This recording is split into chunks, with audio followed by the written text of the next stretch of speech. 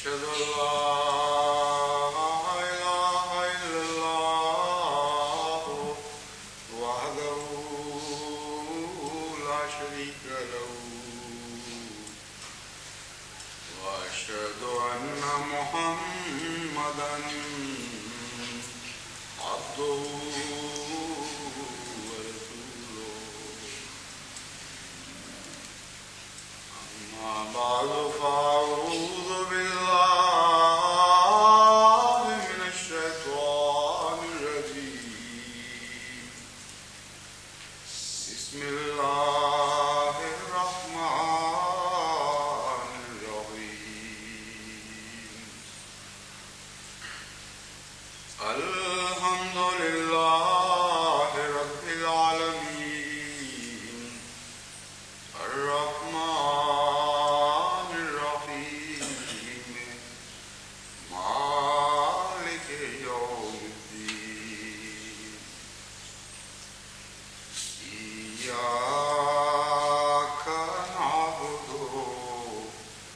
وإياك نستعين اهدنا الصراط المستقيم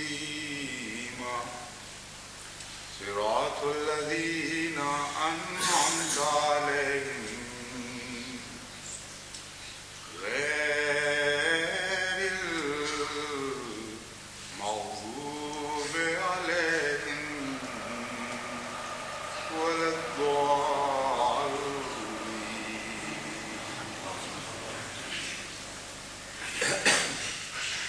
گزشتہ خطبے میں نے قرآن کریم کی آیات سے استنباط کرتے ہوئے جماعت پر یہ واضح کیا تھا کہ جہاں تک قرآنی تعلیم کا منشا اور مدعا ہے، کوئی حکومت بھی جو انصاف سے آ رہی ہو اسلامی حکومت کہلانے کا حق نہیں رکھتی،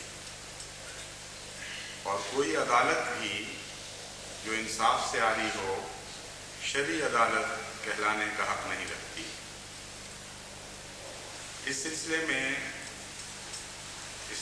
ایک اسلامی کہلانے والی حکومت میں جو کچھ انصاف کے نام پر ہو رہا ہے اس کی چند مثالیں میں نے آپ کے سامنے پیش کی تھی۔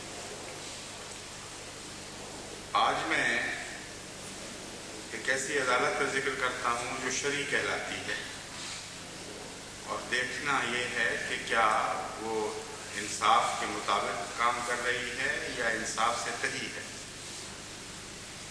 اگر یہ قطعی طور پر ثابت ہو کہ وہ عدالت انصاف پر قائم نہیں، تو قرآن کریم کی بات مانی جائے گی، اس عدالت کا دعویٰ نہیں مانا جائے گا، اور ہرگز کسی ایسی عدالت کو شرعی عدالت نہیں کہا جائے گا یا تسلیم نہیں کیا جا سکتا جو قرآن کی روح سے انصاف پر مبنی فیصلے نہیں کرتی۔ ہمارا جو معاملہ بعض احمدی وکیلوں نے پاکستان میں قائم کردہ ایک شرعی عدالت میں پیش کیا، اس کے تفصیلی فیصلے کا تو ابھی انتظار ہے، اور جب بھی وہ تفصیلی فیصلہ آئے گا یہ ان وکلاء کا کام ہے جنہوں نے ابتداً مقدمہ پیش کیا تھا کہ وہ فیصلہ کریں کہ آیا اس کی اپیل کسی بالا عدالت مثلا سپریم کورٹ میں کرنی ہے یا نہیں کرنی، اور جو دلائل وہ دیں گے ان کو دیکھیں کہ کس حیثیت سے ان دلائل کے اوپر بحث ہونی چاہیے۔ میرا یہ کام نہیں، میں تو صرف اس حصے سے متعلق کچھ بیان کروں گا کہ آیا اس عدالت کا فیصلہ قرآن کی روح سے مبنی بر انصاف ہے یا نہیں۔ اگر انصاف پر مبنی نہیں ہے تو اس کا یہ حق بہرحال نہیں ہے کہ اپنے آپ کو شرعی عدالت سمجھے۔ فیصلے کا جو خلاصہ انہوں نے بڑا افراتفری میں فوری طور پر لکھ کر دیا ہے اس کا مرکزی نقطہ یہ ہے کہ جماعت احمدیہ پر کسی قسم کا کوئی ظلم نہیں کیا گیا، جماعت احمدیہ کو کسی بنیادی حق سے محروم نہیں کیا گیا، اور حکومت جماعت احمدیہ کو اجازت دیتی ہے کہ بانی سلسلہ علی احمدیہ کو چاہو تو نبی تسلیم کرو، شوق سے کرو، اور مسیح موعود مانتے ہو تو بے شک مانو۔ جب یہ دو باتیں تمہیں بتا دی گئی ہیں حکومت کی طرف سے کہ تم اپنے سلسلے کے بانی کو نبی بھی یقین کرو اور مسیح موعود بھی تسلیم کرو، تو پھر تمہیں کیا اعتراض ہے؟ پھر کیسے کہہ سکتے ہو کہ تمہارے بنیادی حقوق میں دخل اندازی ہو رہی ہے؟ یہ ہے خلاصہ اس منطق کا۔ لیکن اس کے ساتھ ہی اس کے کچھ مخفی پہلو بھی ہیں۔ فیصلہ یہ ہے کہ اگرچہ تمہیں یہ تو حق ہے بنیادی طور پر کہ بانی سلسلہ علی احمدیہ کو نبی تسلیم کر لو، لیکن نبی کے لوازمات اس کے متعلق استعمال نہیں کرنے۔ نبی جس چیز کو کہا جاتا ہے اس کے جو نتائج پیدا ہوتے ہیں ان میں سے کوئی نتیجہ بھی اس کے بارے میں ہم تمہیں اختیار کرنے کی اجازت نہیں دے سکتے۔ مثلا جب کوئی انسان کسی کو نبی تسلیم کرتا ہے تو اس کے متعلق مسنون دعائیں جو نبی کے لیے ثابت ہیں قرآن سے بھی اور سنت سے بھی، وہ خود بخود زبان پر آتی ہیں۔ علیہ الصلاۃ والسلام کے بغیر کوئی شخص کسی نبی کا ذکر نہیں کرتا، تو عدالت کہتی ہے دیکھو ہم نے تمہیں بنیادی حق سے تو معلوم نہیں کیا، نبی تو تسلیم کرنے دیا، ہاں نبی کے لوازمات ہم نہیں مانیں گے، نبیوں والا سلوک نہیں کرنے دیں گے، اس سے صرف نبی تسلیم کرنے دیں گے، اور تمہارے بنیادی حق پر کوئی برا اثر نہیں پڑا۔ کہتے ہیں نبی جس کو تسلیم کیا جاتا ہے اس کی اطاعت بھی کی جاتی ہے، اس کی تعلیم پر بھی عمل کیا جاتا ہے، لیکن ہم تمہیں نبی تسلیم کرنے کی تو اجازت دیتے ہیں، اس کی تعلیم پر عمل کرنے کی ہرگز اجازت نہیں دیتے۔ وہ تعلیم کیا ہے جس کو ہم نے نبی تسلیم کیا؟ اس نے ہمیں کیا کہا؟ حضرت اقدس مسیح موعود علیہ الصلوۃ والسلام فرماتے ہیں ہم ایمان لاتے ہیں کہ جو شخص اس شریعت اسلام میں سے ایک ذرہ کم کرے یا ایک ذرہ زیادہ کرے یا ترک فرائض اور اباحت کی بنیاد ڈالے، وہ بے ایمان اور اسلام سے برگشتہ ہے۔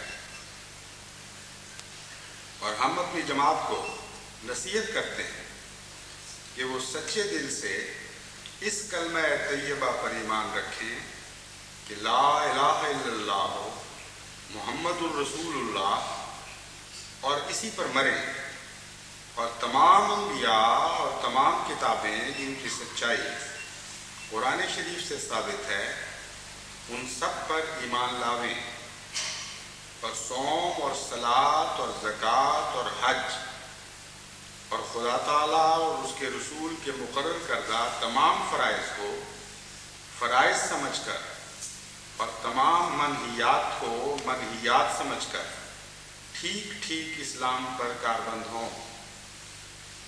ایام صلح صفحہ 86-87۔ جس کو نبی سمجھتے ہو اس کی تعلیم پر عمل نہیں کرنا، یہ اعلان بن گیا، کیونکہ جس کو ہم نبی سمجھتے ہیں وہ تو یہ کہتا ہے جو میں نے پڑھ کے سنایا ہے، لا الہ الا اللہ محمد الرسول اللہ تک مساجد پر اگر لکھنے کی اجازت نہ ہو تو کہا یہ جاتا ہے کہ اس میں انصاف میں کوئی فرق نہیں پڑتا، 100% قرآن اور سنت کے مطابق تم سے معاملہ کیا جا رہا ہے۔ امر واقعہ یہ ہے کہ حکومت کے نمائندوں کے ساتھ پولیس اور بعض دفعہ فوج کے سپاہی آئے ہیں، اور احمدیوں کو مجبور کیا گیا ہے کہ اپنی مساجد پر سے کلمہ طیبہ لا الہ الا اللہ محمد رسول اللہ لکھا ہوا مٹا ڈالیں، اور بلا استثناء ہر موقع پر احمدی نے یہی جواب دیا ہے کہ ہم اپنے ہاتھوں سے نہیں مٹائیں گے، نہ تمہارے ملا کو مٹانے دیں گے، جو کچھ قیامت سر پہ گزرتی ہے گزرے، جو تم نے کرنا کرو۔ ہاں اگر حکومت اپنے ہاتھ سے مٹانا چاہتی ہے، اپنے کارندوں کے ذریعے مٹوانا چاہتی ہے تو کرے خود، ہم یہ لعنت قبول کرنے کے لیے تیار ہیں۔ چنانچہ حکومت کے نمائندوں نے یہ لعنت قبول کی اور اپنے ہاتھوں سے کلمات طیبہ کو مٹایا گیا۔ ایک جگہ نہیں، دو جگہ نہیں، 20 ایسی مثالیں ہیں۔ اور ابھی عدالت عالیہ شریعہ کا فیصلہ یہ ہے کہ یہ جو حرکتیں ہو رہی ہیں ان میں سے کوئی بھی شریعت کے خلاف نہیں، عین شریعت کے منشا کے مطابق ہے۔ اگر جماعت احمدیہ کا نعوذ باللہ من ذالک قرآن پر ایمان نہیں تو یہ حق تو تم دے چکے کہ حضرت مرزا صاحب پر ایمان ہے اور ان کی تعلیم پر ایمان ہے، تو ان کی تعلیم تو وہ ہے جو میں نے پڑھ کے سنائی ہے، اس میں تو سب سے اول کلمہ طیبہ ہے، اور پھر نماز اور اس کے لوازمات ہیں۔ دوسرا فیصلہ یہ ہوا کہ تمہیں حضرت مرزا صاحب کو نبی ماننے کی تو اجازت ہے، لیکن جب وہ کہیں مسجدیں بناؤ تو مسجد کو مسجد کہنے کی اجازت ہے، اس کا نام گرجا رکھ لو، مندر رکھ لو، جو بھی چاہو پسند کرو، لیکن مسجد نہیں کہہ سکتے، حالانکہ تمہارے امام نے تمہیں مسجد ہی بنانے کے لیے کہا ہے۔ اذان کے متعلق امام کا حکم ہے تو تم نے نہیں مانا، اس کی بجائے کوئی ڈھول بجاؤ، کوئی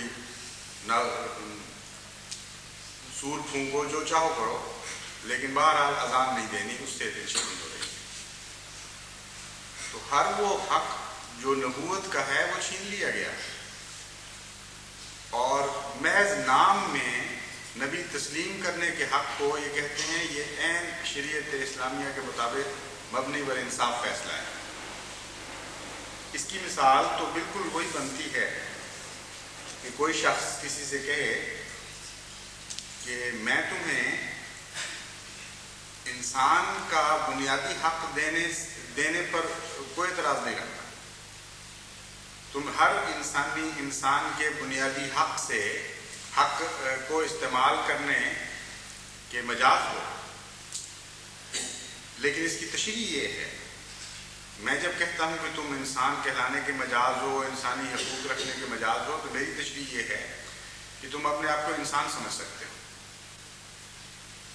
اور یہی مراد ہے انسانی حقوق سے، لیکن تم انسانوں والی خوراک نہیں کھا سکتے،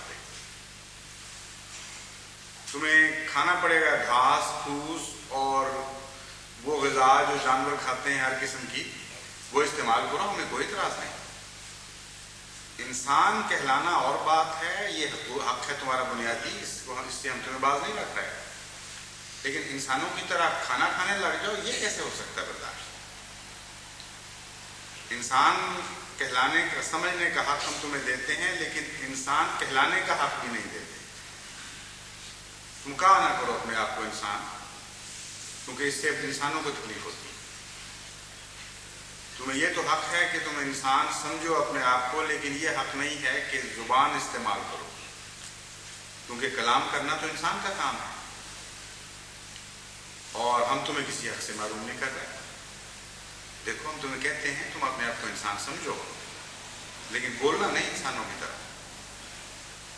ہم تمہیں کہتے ہیں تم انسان سمجھو، مگر انسانوں کی طرح لکھنا بھی نہیں ہے، کیونکہ قلم استعمال کرنا جانور کو کب ہم نے حق دیا ہے؟ جانور کا تو کام ہی نہیں ہے کہ قلم سے کام دے۔ ہنسنا انسان کا کام ہے، ہم تمہیں حق دیتے ہیں کہ تم اپنے آپ کو انسان سمجھو، مگر ہنسنے کا حق نہیں دیتے۔ ہر وہ حق جو انسان کا ہے وہ چھین لیا اور انسان سمجھنے کی اجازت دے دی، اور فیصلہ یہ ہے کہ تمہیں کسی بنیادی حق سے معلوم نہیں کیا۔ اب اس کو انصاف کہیں گے یا ظلم کہیں گے، یہ فیصلہ کرنے کا ایک طریق ہے، وہ میں ابھی آپ کے سامنے پیش کرتا ہوں، لیکن پہلے یہ تو سوچیں کہ عقلوں کو ہو کیا گیا ہے۔ دنیا میں پہلے بھی انبیاء کی مخالفت ہوئی ہے، مگر اتنی بے وقوف، اتنی پاگل قوم پہلے کبھی نہیں آپ نے دیکھی ہو۔ ہر چیز الٹ گئی ہے، جہالت کی حد ہے کہ انسان سمجھنے تمہیں دیں گے اپنے آپ کو، لیکن ایک کام بھی انسانوں والا نہیں کرنا، اس سے انسانوں کی دل آزاری ہوگی۔ انسان سمجھیں گے کہ یہ بھی گویا ہم جیسا ہو گیا ہے، یہ تکلیف ہے ساری۔ یہ تو بائبل کی تعلیم لگتی ہے، قرآن کی تعلیم تو نہیں لگتی، اور بگڑی ہوئی بائبل کی تعلیم لگتی ہے، کیونکہ سچی بائبل کی یہ تعلیم نہیں ہو سکتی۔ پیدائش میں جو رویہ آج کی شرعی عدالت ہم سے لے رہی ہے، وہ حضرت آدم کے زمانے میں نعوذ باللہ من ذالک خدا نے آدم سے یہ رویہ اختیار کیا، اور خدا نے کہا دیکھو انسان نیک و بد کی پہچان میں ہم میں سے ایک کی مانند ہو گیا۔ کتنا بڑا ظلم ہو گیا،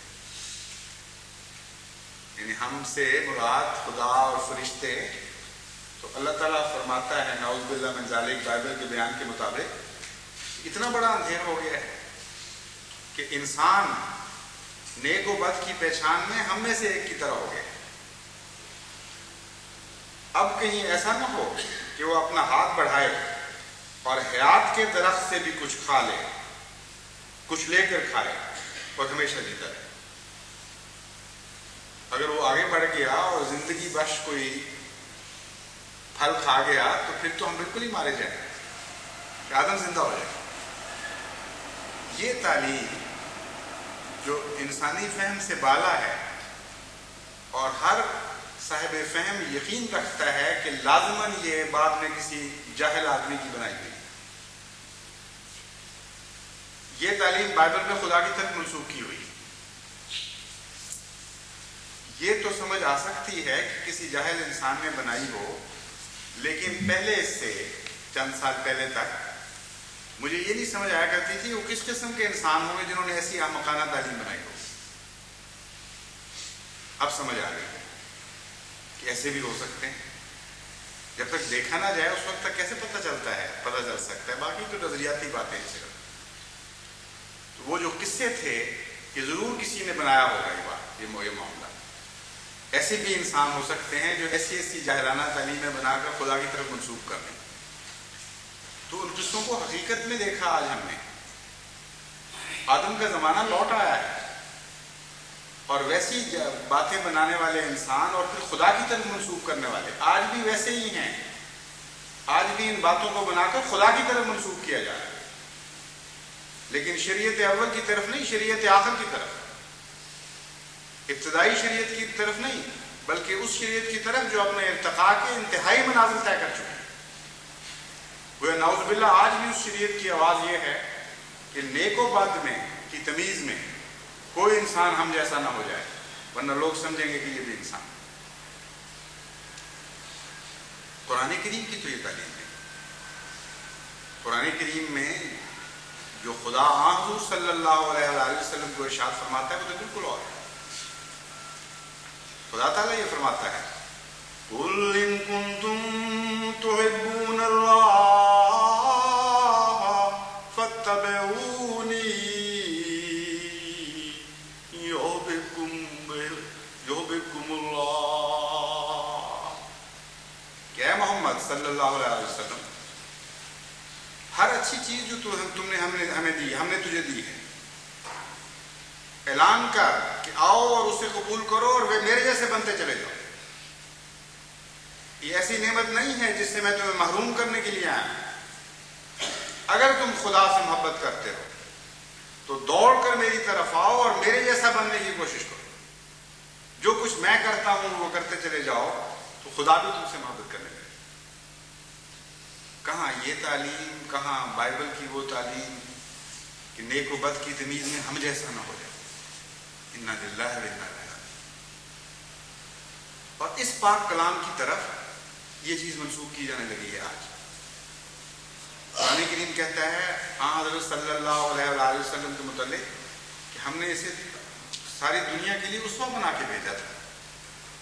اسوہ حسنہ، اسوہ حسنہ تو اس کو کہتے ہیں جس جیسا بنا جائے، اور دعوت عام ہو تمام دنیا کے لیے کہ آؤ مجھ جیسا بن کے دکھاؤ۔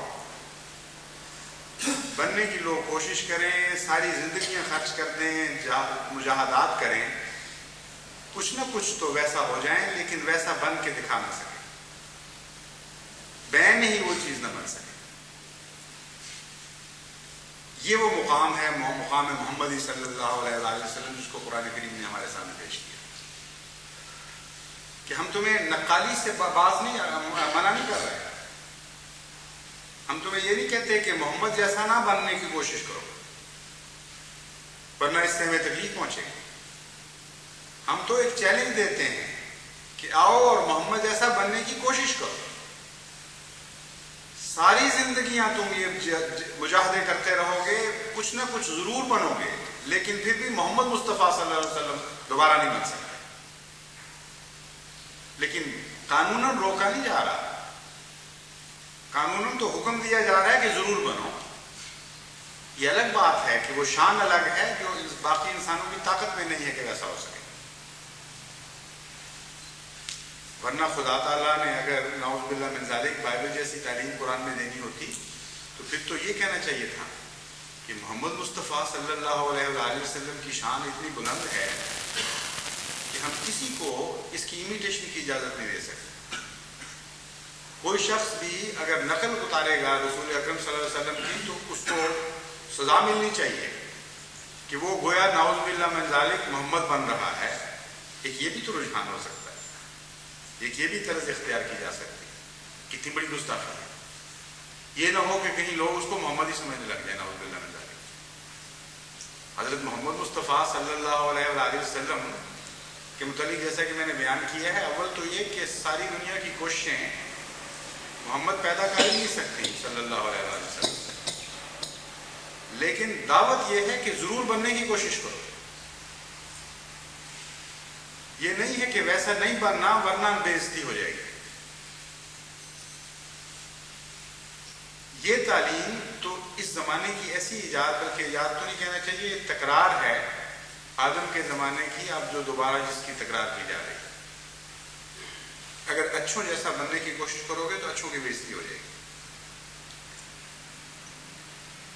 और कहा यह जाता है कि ये इंसाफ है और शरीयत के ऐन मुताबिक है। इस शरीयत के मुताबिक है। पुरानी शरीयत में तो इसका कोई इशारा, कोई जिक्र भी नहीं मिलता। हुज़ूर सल्लल्लाहु अलैहि वसल्लम जैसा बनने की कोशिश करना, अगर हुज़ूर की नाउज़ बिल्लाह मिन ज़ालिक हुज़ूर की हद तक नहीं होती तो आम मुसलमान जैसा बनने से आम मुसलमान की कैसे हद तक हो जाएगी? तुम नाउज़ बिल्लाह हुज़ूर अकरम से भी बढ़ के मुअज़्ज़ज़ हो खुदा की नज़र में कि वहां तो आम दावत दी जा रही है कि आओ और मोहम्मद मुस्तफ़ा बनने की कोशिश करो, और यहां ये हुक्म दे रही है शरीयत कि आम मुसलमान जैसा भी नहीं बनना वरना मुसलमान की बेइज्जती हो जाएगी। कोई एक हो जहालत की बात तो इंसान उसे बयान भी कर सके। यहां तो जहालत का मुरक्कब ऐसा तैयार हुआ है जैसे हकीम माजून बनाते हैं, जो दिमाग में चीज आती है बीच में डालते चले जाते हैं, यहां तक कि कुछ समझ नहीं आती क्या चीज थी।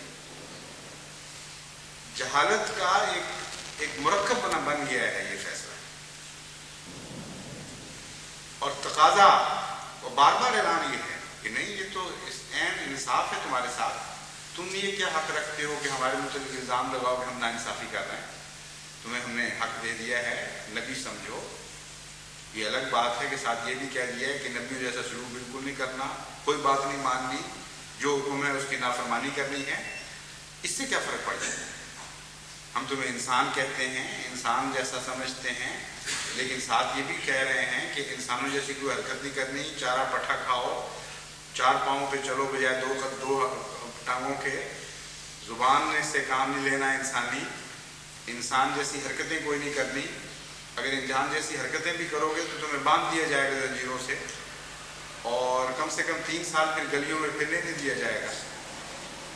इंसान जैसे लिबास नहीं पहनने, इंसान जैसा मुआशरा इख्तियार नहीं करना। हम तो सिर्फ इतना कह रहे हैं, और तुम पागलों की तरह सारी दुनिया में बदनाम कर रहे हो कि हमें हकूक से महरूम कर। उल्टा हमें कहते हैं कि तुम बड़े जाए, झूठे इल्जाम लगा रहे हो हम तुम्हें हकूक से महरूम कर रहे हैं। हम तो कहते हैं बेशक इंसान समझते रहो अपने आप, बस इतनी सी बात है कि इंसान वाली बातें कोई नहीं करती। ये किस तरह हकूक से महरूम है? ये ऐलान हुआ है शरीयत की कोर्ट से। آیا یہ درست ہے، عقل انصاف کے مطابق ہے، اس کا فیصلہ کیسے ہو؟ جو آپ کی عقلیں جو سوچ رہی ہیں وہ تو ان کی عقلیں نہیں ہیں. اگر وہ ایسا سوچتی تو ہو سکتا تھا ایسا جاہرانہ فیصلہ کرتے. اس لیے جو خطبہ سننے والے مسکرا رہے ہیں ان سے میں کہتا ہوں کہ وہ عقلیں اور قسم کی ہیں، ان کو ان باتوں کی سمجھ نہیں آئے گی. اگر سمجھ آ رہی ہوتی تو یہ فیصلہ ہی نہ دیتے. ان کے لیے ایک اور طریق ہے، وہ میں ان کے سامنے پیش کرتا ہوں کہ اگر واقعی یہ انصاف ہے تو ہم سے تبدیل تبادلہ کر لو انصاف. آج کے بعد تم اپنے آپ کو مسلمان سمجھو لیکن مسلمان کہنا نہیں، اور ہم کہیں گے کہ ہاں دیکھو کیسا عمدہ انصاف ہے. آج کے بعد تم عبادت اپنے اوپر فرض سمجھو اور قرآن کریم کی اطاعت فرض سمجھو اور اذانیں دینی بند کر دو، اور پھر ہم کہیں گے کہ دیکھو کیسا عمدہ انصاف ہے. ہم تو تمہیں کہتے ہیں کہ بہنی انصاف کے مطابق ہم تمہیں یہ حق دے رہے ہیں کہ مسلمان بے شک سمجھو. کہنا نہیں تم بے شک حضرت صلی اللہ علیہ وآلہ وسلم کو واجب التعمیل سمجھو لیکن عمل نہیں، حکم نہیں ماننا. کسی سنت پر کسی حدیث پر عمل نہیں کرنا، کسی نصیحت کو نہیں ماننا. اور پھر ہمیں یہ نہ کہنا کہ نا انصافی ہوئی ہے، کیونکہ تمہارا فیصلہ ہے کہ یہ نا انصافی ہوئی. مسلمان کا حق مل گیا. اگر انصاف ہے تو پھر انصاف میں تو تبادلے ہو جایا کرتے ہیں. اگر کسی کو تقسیم کے لیے دیا جائے اور وہ تقسیم ٹھیک نہ کرے پھر عام دنیاوی طریق ہے کہ کہتے ہیں بہت اچھا، اگر تم سمجھتے ہو ٹھیک ہے تو بانٹ لیتے ہیں ہم آپس کی تقسیم، تم میری لے لو میں تمہاری لے لیتا. ذمہ دار اکثر اسی قسم کے فیصلے کرتے ہیں اور وہ ایسی مشکل میں ڈال دیتے ہیں ضد کرنے والوں کی کہ ان کو اختیار ہی کوئی نہیں رہتا. کہتے ہیں اچھا یا فیصلہ تم کرو اور ہمیں اجازت دو کہ ہم جو حصہ چاہیں اٹھا لیں، یا ہم سے فیصلہ کروا لو اور تم پھر اٹھا لو جو چاہو. یہ انصاف کا ایک عام طریق ہے جس کو کوئی بدل نہیں سکتا. بڑے سے بڑا ذکی بھی اگر ایک دفعہ یہ بات مان جائے تو وہ قابو آ جاتا. تو چونکہ آپ سے ہم نے فیصلہ کروایا اس لیے ہمیں اپنا حصہ تو اٹھانے دیں گے. آپ تو کہتے ہیں برابر کی تقسیم ہے. پھر اب یہ اختیار ہمیں ملنا چاہیے کہ کون سا تم اپنے لیے قبول کر سکتے. تو ہم تو پھر یہی قبول کریں گے کہ جو تم ظلم سمجھ رہے ہو وہ ہمارے حصے میں. ظلم میں نے کیوں کہا؟ اس لیے کہ بعض علماء یہ اعلان کر رہے ہیں اور اخباروں میں چھپ رہا ہے کہ مسلمانوں احمدیوں کے ساتھ ظلم نہیں ہوا، مسلمانوں یعنی ان کے ساتھ ظلم ہو گیا. اگر یہ فیصلہ ابھی بھی اتنا پورا نہیں ہوا، ان کے نزدیک ابھی اتنا شدید نہیں ہے، وہ یہ کہتے ہیں کہ جو فیصلہ ہوا ہے اس میں اصل بات یہ ہے کہ مہندی خان خواہ شور میں چاہتے ہیں کہ ظلم ہو گیا ہے. ظلم ہوا ہے مسلمانوں کے ساتھ یعنی ان کے ساتھ، اور احمدیوں کو حق سے زیادہ مل گیا. تو پھر تقسیم کر لو.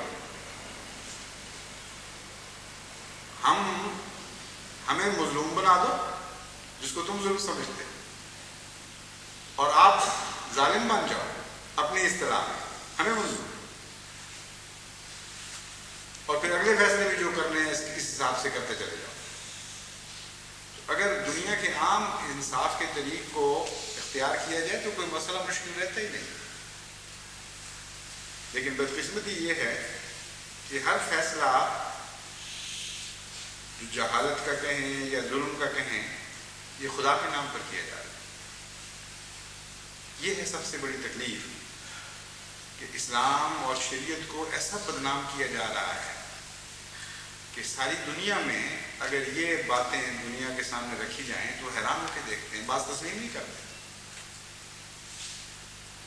لا کمیشن کے سامنے جب ایک وفد پیش ہوا انہوں نے کہا یہ باتیں ہوئی ہیں تو وہ مانتے ہی نہیں تھے. شروع میں کہتے تھے ہو سکتا ہی نہیں، یہ ناممکن ہے، اس زمانے کے انسان کی عقل میں ایسی بات آ ہی نہیں سکتی. تو یہاں تک پہنچ گئے ہو تم لوگ. حد ہوتی ہے گراوٹ کی. انصاف کے نام پر ظلم اور شریعت محمدیہ کے نام پر یہ اندھیر نگری نعوذ باللہ من ذالک. جو کچھ کہنے اپنی طرف سے کہو، اپنے دل کی تاریکی کو قرآن کی طرف کیوں منسوخ کرتے؟ ہم جو اسلام کی خدمت کرنے والے ہیں، ہم جو تمام دنیا میں اسلام کی تبلیغ کرنے والے ہیں، تم پشت پر سے بھی ہمیں چوہے گھونپو اور آئندہ آگے بڑھنے کے لیے بھی ہماری راہیں بند کرو اور دشمن کے ہاتھ مضبوط کرو اسلام کے خلاف۔ کوئی حد تو ہونی چاہیے، اس سے باز آنا چاہیے، کیونکہ جیسا کہ میں نے بیان کیا ہے بار بار، یہ وقت اب تھوڑا رہ گیا میرے نزدیک۔ وہ دن قریب ہیں جب خدا کی پکڑ ان کو لے لے گی، اور جب خدا کی پکڑ آتی ہے تو قرآن کریم فرماتا ہے وَلَا تَحِينَ مَنَاصٍ، اس وقت وہ گھیرا پڑ چکا ہوتا ہے، پھر باہر نکل کر بھاگنے کی کوئی گنجائش باقی نہیں رہتی۔ تو اللہ تعالیٰ کا خوف کرو اور خدا کے نام پر قرآن کریم سے مذاق نہ اڑاؤ، اسلام کے تصور انصاف کی دھجیاں نہ بکھیرو، تقوی کے نام پر ہر جہالت کی تعلیم نہ دو، کیونکہ اس کے نتیجے میں خدا تعالیٰ زیادہ دیر تک تمہیں ڈھیل نہیں دے گا۔ یہی میری نصیحت ہے، اللہ تعالیٰ معاف کرے اس قوم کو، اس میں بہت اچھے لوگ بھی ہیں، اس میں کوئی شک نہیں۔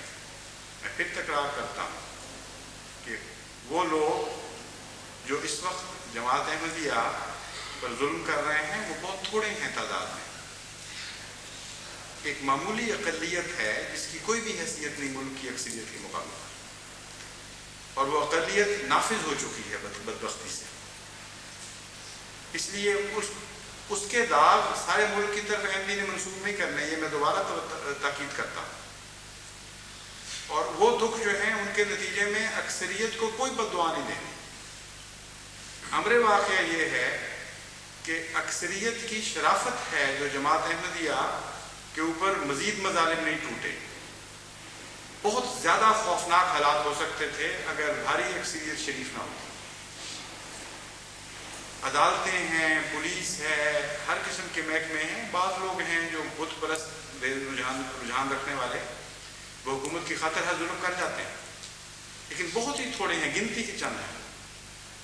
بھاری اکثریت ہے جس کا دل اس فیصلے میں نہیں ہے۔ کھلم کھلا وہ کہتے ہیں، جب ان کے پاس اس قسم کی شکایتیں آتی ہیں تو رد کر دیتے ہیں، کہتے ہیں جو چاہو کرو، حکومت سے ہماری شکایت کرو، لیکن ہم یہ جاہلانہ بات نہیں کریں گے۔ تو قوم کی حالت نہ صرف یہ کہ اتنی خراب نہیں جتنی سمجھی جا رہی ہے، بلکہ دن بدن قوم کو ان اندھیروں کو دیکھنے کے نتیجے میں روشنی ملنی شروع ہو گئی، اور وہ باتیں جو اس سے پہلے آپ نہیں سمجھا سکتے تھے آج قوم خود سمجھنے لگ گئی ہے۔ کہتے ہیں تنزل کی حد دیکھنا چاہتا ہوں کہ شاید یہی ہو ترقی کا زینہ۔ تو بعض دفعہ قوموں کو تنزل کی حد میں جا کر ترقی کے زینے ملتے ہیں۔ یہی حال اس وقت پاکستان کی قوم کا ہے۔ بعض ظالموں نے ظلم کی اور جہالت کی انتہا کر دی، یہاں تک کہ ایک رد عمل پیدا ہو گیا، اور عوام الناس دن بدن دیکھنے لگے ہیں کہ یہ کیا ہو رہا ہے، اور جماعت احمدیہ کے ساتھ ہمدردیاں دن بدن بڑھتی چلی جا رہی ہیں۔ اتنی شدید کوشش کی ہے حکومت نے لاکھوں روپیہ خرچ کر کے کہ جماعت احمدیہ بدنام ہو، حضرت عبدالس مسیح موعود علیہ السلام کے خلاف نہایت گندی کتابیں شائع کروائیں، ڈرامے لکھوائے، لوگوں سے ذلیل ربوہ کے متعلق عجیب و غریب کہانیاں شائع کروائی گئیں، ہر قسم کا گند اور خبث باطن جو ان کا اپنا تھا وہ نکلوا کر جماعت پر پھینکا۔ عام حالات میں آپ سوچ بھی نہیں سکتے کہ اگر ایسی بات ہوتی تو کیسی قیامت وہاں ٹوٹ سکتی، مگر جتنی یہ زیادہ کوششیں ہو رہی ہیں اتنا عوام رد عمل دکھا رہے ہیں اور جماعت کے زیادہ قریب آتے چلے جا رہے ہیں۔ اس لیے بڑی جہالت ہوگی کہ جب آپ ان کے پیچھے جا رہے تھے اور وہ آگے دوڑ رہے تھے، اس وقت تو آپ دعائیں کر رہے ہیں، اور جب وہ آپ کی طرف دوڑنے میں لگے ہیں تو آپ ان کے لیے بد دعا شروع کر دیں۔ اس لیے بعض بے صبرے جو خطوں میں بے قرار ہو کے کہتے ہیں کہ اس قوم کے تباہ ہو جائے، نعوذ باللہ من ذالک یہ ہو جائے، ان کو میں بتا رہا ہوں کہ تمہارا احمدیت سے کوئی تعلق نہیں ہے اگر اس قسم کی سوچ سوچو۔ تم نے بھلائی سوچنی ہے بنی نوع انسان کی، اور خاص طور پر اپنے اہل وطن کی۔ اس لیے پاکستانی کا فرض ہے خصوصیت کے ساتھ، اور احمدی کا بالعموم احمدیت کی بقا کی خاطر کہ یہ دعا کرے کہ اللہ تعالیٰ اس رجحان کو اور زیادہ بڑھائے، اور زیادہ تقویت دے، ان پر رحمتیں نازل فرمائے جنہوں نے مخالف حالات میں بھی سچ کی خاطر زبان کھولنی شروع کر دی، ان کے گھروں کو برکتیں عطا فرمائے جنہوں نے تحریک اور تحریض کے باوجود، حکومت کی چھتری کے باوجود احمدیوں کو لوٹنے سے اعتراض کیا۔ آج سے زیادہ بہتر موقع احمدی کے خلاف ظلم کا پاکستان میں نہیں آ سکتا، اور اس کے باوجود بھاری اکثریت ہے جو موقع پانے کے باوجود رک رہی ہے اور اس کو استعمال نہیں کر رہی۔ تو اس قوم کے لیے تو بہت دعائیں کرنی چاہیے، اللہ تعالیٰ توفیق عطا فرمائے اس قوم کو کہ جلد جلد ان کی آنکھیں کھلتی چلی جائیں، جیسا کہ نظر آ رہا ہے کھل رہی ہے۔ اور آپ دیکھیں گے کہ انشاءاللہ تعالیٰ جب خدا ان ظالموں کو سزا دے گا تو کس تیزی کے ساتھ یہ قوم پھر احمدیت میں داخل ہونا شروع ہوگی۔ جتنی زیادہ انہوں نے روکیں ڈالی ہیں اتنی ہی قوت اور جوش کے ساتھ، جس طرح سیلاب کے بند ٹوٹ جاتے ہیں، اس طرح میں خدا کے فضل سے پاکستانیوں کو احمدیت میں داخل ہوتا ہوا دیکھ رہا ہوں۔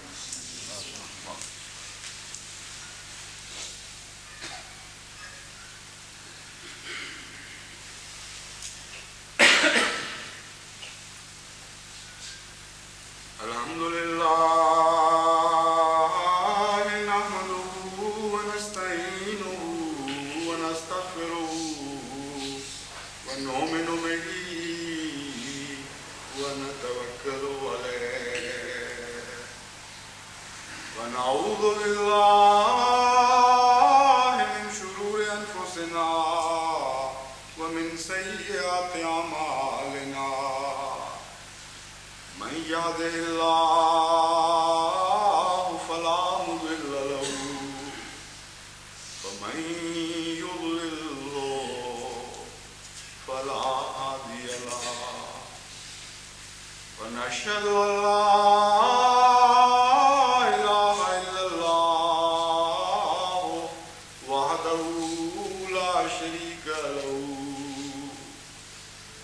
ونشهد أن محمدا